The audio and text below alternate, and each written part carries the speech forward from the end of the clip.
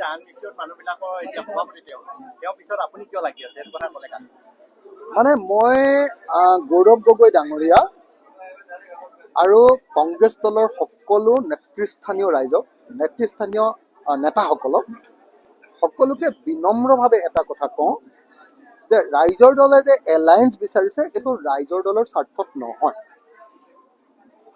ৰাইজৰ দলে অকলশৰীয়াকে খেলিলে যেটা চিটত জিকিব, এলায়েন্স খেলিলে কিজানি তাতকে কম চিটতহে জিকিব। এইটো জাতীয় স্বাৰ্থত, এইটো দেশৰ স্বাৰ্থত, এইটো জনগণৰ স্বাৰ্থত মই এই এলায়েন্সটো আমাৰ ৰাইজৰ দলে বিচাৰি আছো। আপোনালোকে সকলোৱে বুজি পোৱা দৰকাৰ যে আজিৰ দিনটোত অসমখন এজন টাইৰেণ্ট বা এজন স্বেচ্ছাচাৰী শাসকৰ নেতৃত্বত চলি আছে, য'ত কোনো মানুহে নিজৰ কথা ক'ব নোৱাৰে, তেওঁক বাকৰুদ্ধ কৰি দিয়া হয়, তেওঁ মুখখন বন্ধ ৰখা হয়।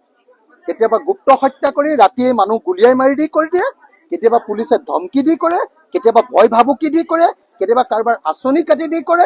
মুঠতে অসমৰ মানুহৰ মুখ কণ্ঠ এতিয়া হিমন্ত বিশ্ব শৰ্মাৰ দিনত সম্পূৰ্ণৰূপে অৱৰুদ্ধ কৰি দিয়া হৈছে। আৰু এই টাইৰেণ্ট বা স্বেচ্ছাচাৰী শাসকজনক যেতিয়ালৈকে খেদিব নোৱাৰিম তেতিয়ালৈকে অসমৰ মানুহৰ মুক্তি নাই। সেইটো কাৰণেহে আমি এলায়েন্সটো বিচাৰি আছো, নাম্বাৰ 1। নাম্বাৰ 2, বিজেপি চৰকাৰখনে সমগ্ৰ দেশৰ গোটেই দেশৰ সা সম্পত্তি চব বিক্ৰী কৰি সমগ্ৰ দেশৰ ব্যৱসায় বাণিজ্য সকলোকে শেষ কৰি, যিকোনো এজন ব্যৱসায়ী সোধক যে ব্যৱসায় বাণিজ্য খতম, চব মানুহৰ অৱস্থা বেয়া। মানে আপোনাৰ নোটবন্দী, GST, অগৰং বগৰং। আৰে ভাই, হিন্দু মুছলমানৰ কাম কৰি থাকিলে কোনোবাই ভাত খাবলৈ পাব। গোটেই পৃথিৱীৰ মানুহে কি কাম কৰি আছে আৰু আমাৰ গোটেই অসম ভাৰতৰ মানুহ হিন্দু মুছলমানৰ যুঁজত ৰখাই আছে। আপুনি কওকচোন, পৃথিৱীৰ কোনোবা মুখ্যমন্ত্ৰী আছে নেকি যে নিজৰ দলৰ মানুহবিলাকক মন্দিৰৰ ওচৰত গৰু মাংস পেলাবলৈ লগাই দিয়ে আৰু তাৰ পাছত উচতনি দিয়ে যে চব হিন্দু মানুহবিলাকে মছজিদৰ ওচৰত গাহৰি মাংস পেলাব। এই কথাটো কোৱাৰ কাৰণে হিমন্ত বিশ্ব শৰ্মাৰ লগে লগে জেললৈ যাব লাগিছিলে নে নাই? অসমৰ ইতিহাসৰ আটাইতকৈ সাম্প্ৰদায়িক মানুহজনৰ নাম হিমন্ত বিশ্ব শৰ্মা হয় নে নহয়? যিজন মানুহে তেওঁলোকৰ দলৰ, তেওঁলোকৰ চৰকাৰৰ মানুহৰ জৰিয়তে মন্দিৰৰ ওচৰত গৰু মাংস পেলাইছে, প্ৰত্যেকবাৰে প্ৰমাণিত হৈছে। যিজন মানুহৰ নেতৃত্বতে গৰু মাংস মন্দিৰৰ ওচৰত পেলাইছে, সেইজন মানুহে আকৌ মছজিদৰ ওচৰত গাহৰি মাংস পেলাব লাগে বুলি উচতনি দিছে। এই মানুহজনক চিধা চিধি জেলত দিব লাগে। মই হলেতো হুলত দিলোহেঁতেন। মই যদি মুখ্যমন্ত্ৰী হলোহেঁতেন লগে লগে তেওঁক কমেও মই 27 বাৰ মান ফাঁচি দিলোহেঁতেন। তেওঁ যিবিলাক কাম কৰি আছে 27 বাৰ মান ফাঁচি হলহেঁতেন মোৰ হাতত পৰিলে হিমন্ত বিশ্ব শৰ্মা। আপোনালোকে দেখিছে নহয় যি কাম কৰি আছে। সেই মানুহজনক আঁতৰাবৰ কাৰণে আৰু ফেচিবাদ আৰু সামন্তবাদী যি শাসন চলাইছে, জাতি ধৰ্ম বৰ্ণৰ নামত যি লুণ্ঠন কৰিছে, হিন্দু মুছলমানৰ যি কাজিয়া লগাইছে, এইটোক নাইকিয়া কৰিবৰ কাৰণে আমি এলায়েন্স বিচাৰিছো। তৃতীয়টো হ'ল ব্যৱসায় বচাবৰ কাৰণে এলায়েন্স বিচাৰিছো।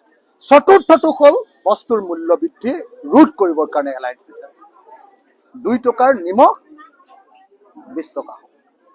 2 টকাৰ মুৰ্গীৰ ডিম, কণী, কুকুৰাৰ কণী এতিয়া 8 টকা হ'ল। কেনেকে মানুহ বাচি থাকিব কওক? মিঠাতেলেই কম নে পেট্ৰলৰ দামেই কম? সেইবিলাক বস্তু ক'লে মানে কয় যে ই হিন্দু বিৰোধী। আৰে ভাই, হিন্দু কৰি যদি বস্তুৰ দাম কমাই দিয়ে তেতিয়াহ'লে ময়ো হিন্দু হ'ম। মুছলমানৰ কাৰণে পেট্ৰলৰ দাম 100 টকা লগোৱা, মোৰ কাৰণে 25 টকাত দিয়া, তেতিয়াহ'লে মই তোমালোকৰ পাৰ্টিত জইন কৰিম। মোৰ কাৰণেও আকৌ পেট্ৰলৰ দাম সমান, ডিজেলো সমান, কিন্তু মই মুছলমানক গালি পাৰিলে মই বৰ ভাল মানুহ। এইটো কেনেকুৱা ধৰণৰ কথা? গতিকে মই আপোনালোকক মই সকলো সাংবাদিক আৰু সংবাদ মাধ্যমক কৰজোৰে আহ্বান জনাইছো, আপোনালোকে গৌৰৱ গগৈক এটা কথা কৈ দিয়ক যে গৌৰৱ গগৈ যিমান দিনলৈকে এই এলায়েন্সৰ কথা নাপাতিব, সিমান দিনলৈকে অসমীয়া মানুহৰ মানে উৎকণ্ঠা বৃদ্ধি হৈ গৈ থাকিব। অসমীয়া মানুহ এনে বাকীবিলাক ক্ষেত্ৰত হিমন্ত বিশ্ব শৰ্মাৰ শাসন দেখি হাৰ্ট ফেইল হৈ হৈ মৰি আছে। গৌৰৱ গগৈ যদি এনেকে টানি টানি টানি টানি লৈ যায় আৰু বিৰোধী দলবিলাকৰ লগত যদি কোনোদিন আলোচনাও নকৰে, এটা ফোনো নকৰে, অকল ডিপ্লমেটিক কথা কৈ থাকি অকল দলৰ স্বাৰ্থ পূৰণ কৰাৰ কথা কয়। গৌৰৱ গগৈ দলৰ স্বাৰ্থ পূৰণ কৰিব খুজিছে, ভাল কথা, কিন্তু দলৰ স্বাৰ্থৰ লগতে দেশৰ স্বাৰ্থ আৰু জনগণৰ স্বাৰ্থও পূৰণ কৰিব লাগিব। অকল গৌৰৱ গগৈক মুখ্যমন্ত্ৰী পাতিবৰ কাৰণেতো আমি এই কাম কৰিব খোজা নাই।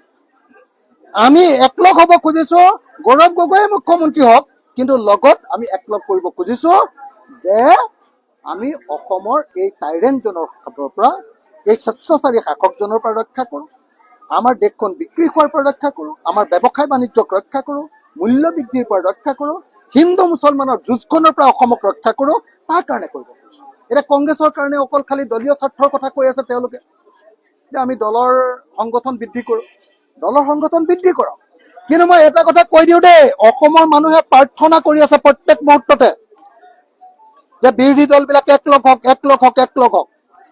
যদি এই প্ৰাৰ্থনা নুশুনে বহুত মানুহ হাৰ্ট ফেইল কৰি মৰিব অসমত।